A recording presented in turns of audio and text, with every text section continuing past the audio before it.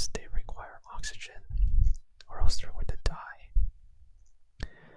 And this is because they need oxygen as the final electron acceptor in order to generate ATP and ultimately obtain the energy they need. And so, some examples of obligate aerobes include your Mycobacterium tuberculosis and Pseudomonas aeruginosa. Okay, perfect. The next category is your obligate anaerobes. Now, this is the opposite of obligate aerobes because this time the presence of oxygen is toxic to the bacteria. And so, you might wonder how well these obligate anaerobes get their energy source. So they actually obtain their energy source through the process of fermentation, also known as anaerobic respiration. And so, some examples of these obligate anaerobes are your Clostridium species, like your Clostridium difficile, Clostridium botulinum, Clostridium tetani, and don't forget about your Bacteroides fragilis. So, these are your obligate anaerobes. Next, we have the facultative anaerobes, which happen to prefer oxygen, but they can actually grow without the presence of oxygen. And so, they can switch between the aerobic respiration, which requires oxygen, and then fermentation, which doesn't require oxygen. Just remember that facultative anaerobes prefer oxygen, but they can grow without it. So some classic examples of these anaerobes are your Escherichia coli or E. coli, Staphylococcus species, and your Listeria. Specifically Listeria monocytogenes. Okay, we also have this thing called aerotolerant anaerobes. So aerotolerant anaerobes don't use oxygen, but they can tolerate the presence of oxygen.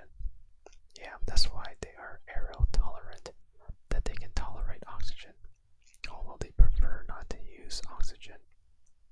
Anyways, their default source of energy, or their default mechanism for obtaining energy, is fermentation. So these aerotolerant anaerobes will include your Streptococcus pyogenes and your Lactobacillus. Lastly, we have microaerophiles, where these bacteria require a tiny bit of oxygen. And so the reason being is because the mechanism in which they obtain energy will be damaged if there's too much concentration of oxygen. So microaerophiles require low oxygen but cannot have too much oxygen. Some examples of microaerophiles are your Helicobacter pylori, commonly known as H. pylori, which is notorious for damaging your stomach linings, and then your Campylobacter jejuni. Alright, let's talk about the molecular basis behind oxygen toxicity and enzymes. So, why are oxygen potentially toxic? It is because they can generate reactive oxygen species, also known as ROS. These reactive oxygen species include your superoxide radical, your hydrogen peroxide, and your hydroxyl radical. So, what happens if these reactive oxygen species are produced? Well, before they start damaging the bacteria have some enzymes that can detoxify the presence of these species. The first enzyme is called the superoxide dismutase. This enzyme is responsible for converting your superoxide radical to your hydrogen peroxide. These enzymes are present in your aerobes, in your facultative anaerobes, and your aerotolerant anaerobes. The next step is involving the enzyme called catalase. This enzyme, it will be responsible for converting your hydrogen peroxide into your water and oxygen. So this enzyme is also present in aerobes along with facultative anaerobes. The Staphylococcus species are known to have this enzyme, and that is why they are catalase positive. We also have your peroxidase, which is responsible for converting your hydrogen peroxide into your water, but this time it does not lead to the production of oxygen. That is why this peroxidase enzyme will be found in some aerotolerant species and some anaerobes, because at least this one doesn't lead to increased production of oxygen. Okay. So, the bottom line behind all these enzymes is that obligate anaerobes do not have any of them, which is why the presence of oxygen becomes toxic for them. Just remember that. Alright, let's go through some examples of the different anaerobes and aerobes out there. First, we have the obligate aerobes. They include your Mycobacterium tuberculosis. Specifically, they require oxygen-rich apex of the lungs. And that is why when someone has tuberculosis infection, they are known to have some abnormal artifacts or some abnormal findings in the upper lobes of the lungs when examining their chest x-ray. The next bacteria is the Pseudomonas aeruginosa. This bacteria is common in patients who have cystic fibrosis, and so unfortunately they can affect our lungs, and they rely on oxidative metabolism for getting their energy. And then you have your nocardia bacteria. These are known as aerobic actinomycetes, and they typically cause pulmonary or even central nervous system infections, as they can even break down, transmit through the blood-brain barrier. So cerebrospinal fluid must be examined for the presence of these bacteria, and that's the nocardia. So remember, Mycobacterium tuberculosis, Pseudomonas aeruginosa, and nocardia. Those are your obligate aerobes. Facultative anaerobes. Remember which can tolerate oxygen, but they prefer not to utilize it. These include your E. coli, and they are found in your gut flora. In other words, the presence of E. coli is typically normal in your gut. Also, they are known to be responsible for urinary tract infections, and their toxins can lead to sepsis. And then Staphylococcus aureus, which is responsible for your skin infections along with the formation of abscess. And then your Salmonella, Listeria, and Klebsiella pneumoniae, which are known to be pathogenic in your gastrointestinal system. So those are your facultative anaerobes. Next we have obligate anaerobes, which must avoid oxygen, or else it could be destroyed by its toxicity. So these will include your Clostridium species, like the Clostridium tetani, Clostridium botulinum, Clostridium difficile, and Clostridium perfringens. We also have the Bacteroides fragilis, which can cause abscesses along with intra-abdominal infections.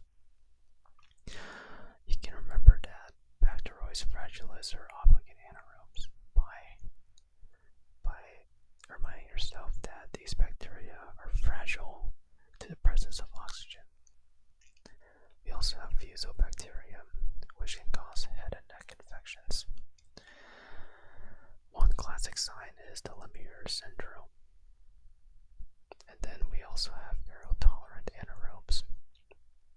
Remember, your aerotolerant anaerobes don't use oxygen but can tolerate it. And I also misspoke earlier about facultative anaerobes. They actually prefer oxygen, but they can grow without it. So don't get that confused. On the other hand, aerotolerant anaerobes don't use oxygen, but they can tolerate it. Okay, so they don't use oxygen but can tolerate it. So these include your Streptococcus pyogenes. And so these are known to cause pharyngitis along with rheumatic fever in severe cases. And then your lactobacillus, which can normally be found in the vagina. So these are your aerotolerant anaerobes. We also have microaerophiles, which, remember, are species that require low oxygen but can be damaged by high oxygen. So examples of these include Helicobacter pylori, which can cause stomach ulcers and gastric cancer, along with Campylobacter jejuni, which is known to lead to GI infection or gastrointestinal infection, and then also the Guillain-Barré syndrome. So these are microaerophiles. Okay, so why are these principles relevant? So when you think about empiric therapy for anaerobic infections, these are some of the drugs you could consider using. So metronidazole are known to target anaerobes below the diaphragm, while the clindamycin is known to target the anaerobes above the diaphragm. And then your piperacillin tazobactam, along with carbapenems, could constitute a more broad-spectrum antibiotics that can include anaerobes. So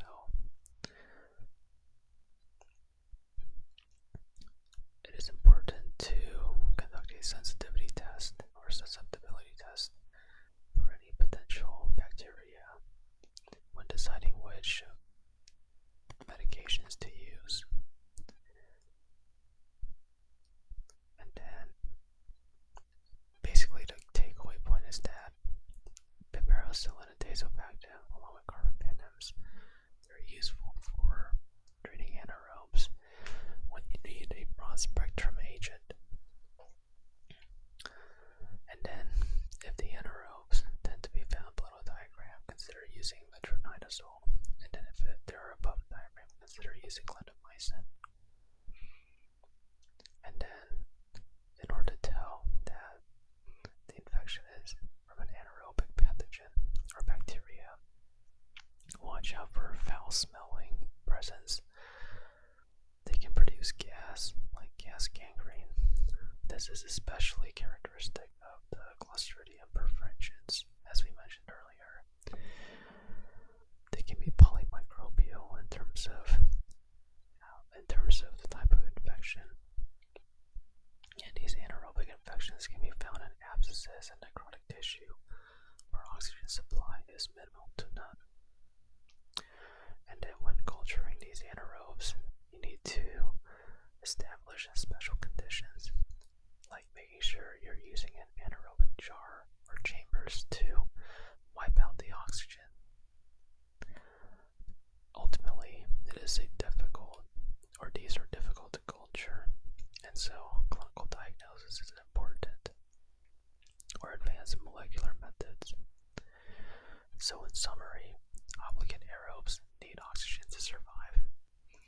They are superoxide, dismutase positive, and catalase positive. Make sure that acronym is correct. Yep, okay. Yep, superoxide, dismutase, and catalase positive. They include Mycobacterium species and Pseudomonas. Facultative anaerobes, which again prefer oxygen but can survive without it. They also have superoxide dismutase and catalase enzymes. These include your E. coli and Staphylococcus species.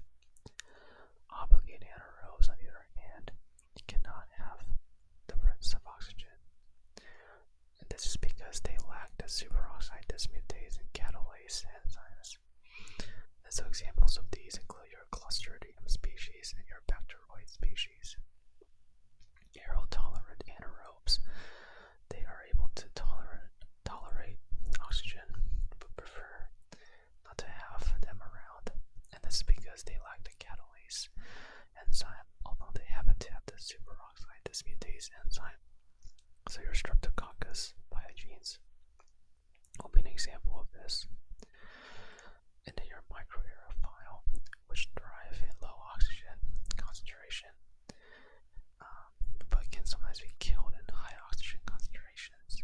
You can have variable amount of your superoxide dismutase or catalase enzymes, which remember are responsible for protecting bacteria from reactive oxidative species that can be generated from the presence of oxygen.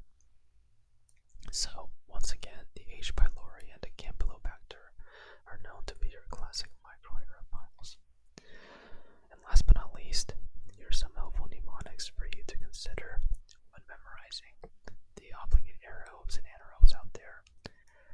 They go with the phrase, nagging pests must breed, which is an acronym for Nocardia, Pseudomonas, Mycobacterium tuberculosis, and Bacillus.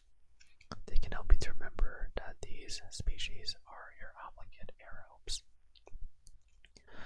And then can't breathe air is a good mnemonic for obligate anaerobes. So these stand for Clostridium species, Bacteroid species, and Actinomyces species, or at least some strains of it. So if you have a hard time remembering which ones are obligate anaerobes or aerobes, at least you'll know these pathogens.